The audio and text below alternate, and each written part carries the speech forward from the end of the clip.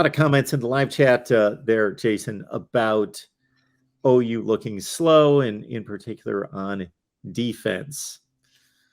Do you have any thoughts about the speed on defense? No, I mean, I don't think. I mean, I don't think that's. I don't think that's an issue. I think you've got kids that are playing in positions that maybe um, aren't as good as you've seen, like Brent Venables led defenses in the past, and maybe that's a little bit. I think Justin Broyles is a guy that he got picked on a little bit Saturday against Kansas State. It has not. He's had an up and down career. I think most Oklahoma fans will remember him when he was forced into action against LSU, and he continuously got toasted by Burrow and Justin Jefferson in that game a lot.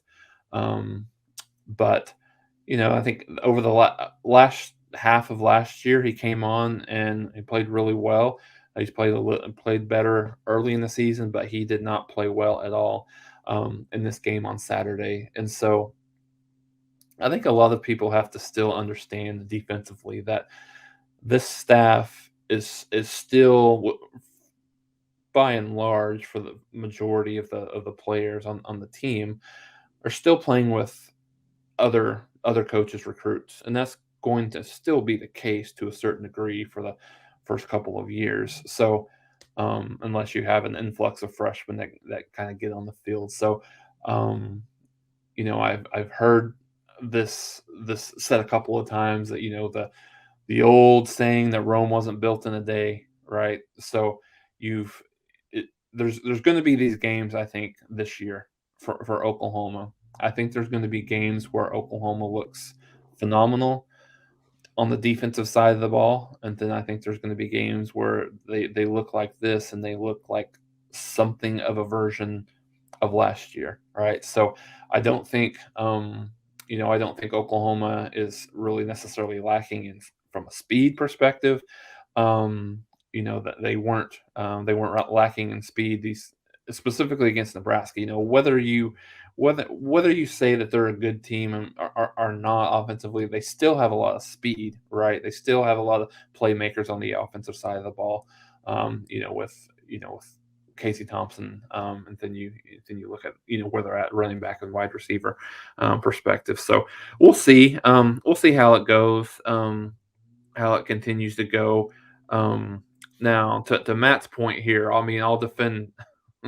I'll defend Gabriel to a certain degree, but he's not. I mean, he's obviously not on the Bryce Young, C.J. Stroud level, not even close. But but I know that there was, and a lot of Oklahoma fans are going to continue to compare. His right now, his stats are a little bit better than what Caleb Williams are from a statistical perspective. So I know that's always going to be a comparison. Um, but he is what he is, right? Like he's not he's going to be a more than a game manager. He's a solid, serviceable quarterback in this system, and that's going to put up a lot of stats. He's not going to wow you with arm strength. He's not going to wow you with athletic ability, but he's gonna put the ball for the most part in the right spots, and he'll do what you need him to do. But there's more. For me, there's more, I guess, after this game concern on the defensive side. So we'll see if they're able to kind of level that out. But like I said, I think you'll continue to see games where Oklahoma looks really really good on the defensive side, and then there might be some games where hopefully not to this degree, 41 points and over 500 yards offense, but there's games that they won't play quite as well. You won't have that level of consistency just yet.